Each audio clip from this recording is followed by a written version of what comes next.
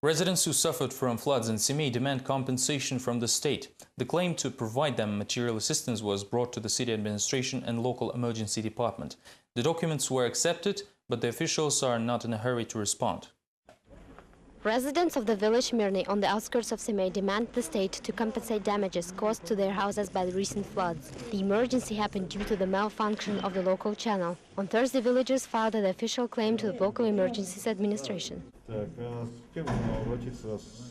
Please tell us, where should we go with this claim? To the chairman or the chancellery? Villagers have calculated that the damage cost to each house is estimated at $3,000 to $5,000. However, the exact amount that the victims will receive will become clear only after the work of the special commission, which was supposedly formed already. People, however, will have to wait for the final results for another 10 days. Together with the local authorities, we will visit the damaged areas. Then the commission will determine what kind of assistance will be provided. Meanwhile, Mirny is still being flooded, as water remains in the basement of 40 houses. 10 families have to leave their dwellings. They have nowhere to go and are trying to save at least some of the constructions, fearing that any night can become their last. If it will be destroyed, then we really have no other place to live. So we are terrified, especially of the possible collapse. We can become homeless. On March 12th, the scheduled meeting of the city administration will be held in Semey. Unfortunately, its agenda does not include the issue of compensation to the flood victims.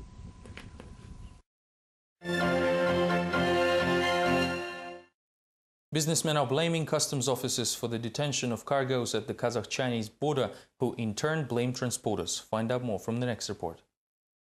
54 cargo trucks with smuggled goods were detained at the Kazakh-Chinese border. Officials report that the traders were trying to evade paying customs duties. According to Kurmanbek Artekbayev, the trucks contained twice as many items as their owners originally declared. Moreover, blatant violations were detected during the inspection. In submitted documents, the consignees were noted as Kyrgyz citizens, but in fact they are all Kazakhs. Meanwhile, back on Wednesday, Kyrgyz businessmen accused officers of the Kulja checkpoint in illegal actions. Representative of Kyrgyz consignees Mirlan Murzakanov is absolutely sure of his clients. We were informed about the allegations that the cargo doesn't belong to Kyrgyz citizens, is not shipping to Kyrgyzstan, and is in fact a pseudo-transit. I want to officially state that we are ready to provide data on all consignees for each cargo truck. Customs officials, however, do not explain much, citing the secrecy of the ongoing investigation, saying only that some documents include cargo recipients from even Russia. Apparently, the transporters have no one to blame but their own greediness. The export of large quantities of goods from China is promoted by the return of the VAT. Therefore, it is advantageous to fill out the documents twice, before crossing the border, indicating all shipping goods, and after, listing only a part of the cargo. The scheme was used by the drivers of at least 2 freighters, who are now accused of smuggling. However, Kazakhstan customs officials have no complaints to the very consignees. They are even willing to return the goods of their rightful owners, as soon as the latter present their legal documents. While truck drivers are looking for the truth, Kazakh human rights activists are trying to find a Kazakh Gandhi. The organizers of the event in an Almaty park attempted to figure out whether domestic politicians have at least something in common with the legendary spiritual leader. The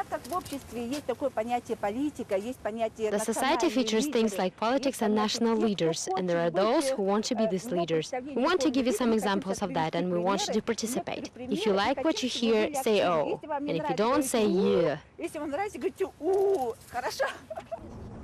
Which Kazakh politicians can be compared to Mahatma Gandhi? On March 11, the activists of the public association Ar-Ruhak tried to find out the answer to this question. Leadership qualities such as honesty, patriotism and charisma were applied to Kazakh public figures, including Darigan Nazarbayeva, Aran Atabek, Umirzak Shukeyev, Mukhtar Shukhanov and others. In the end, there was only one person without any listed qualities, and he just happened to be Timur Kulibayev.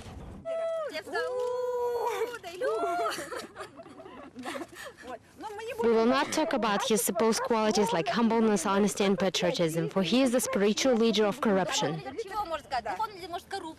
The search for the Kazakh prototype of Gandhi was held next to the monument of the Indian leader in Almaty Park. The meeting was dedicated to the International Day of Civil Disobedience. Starting from 1930, the event is celebrated annually on March 11th. Interestingly, the participants were divided in their opinions. We do have the opposition and different parties, but they all served as officials in the former Soviet Union, so they have not changed much. I think Tazmagambetov has charisma, and I don't know who else to pick. Our president is the time-tested leader. I would follow him.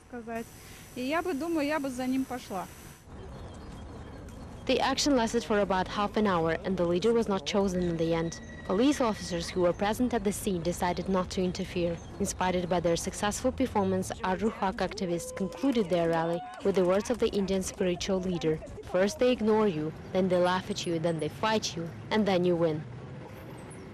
Unlike in the previous story, the worthy were found among the military, although it was done by the president of the country and quite obviously for completely different purposes. On Thursday, the head of state appointed Saken Jasuzakov and Talgat Janjumenov as new deputy defense ministers. These were all the latest updates from Kazakhstan. Thank you for being with us, and goodbye.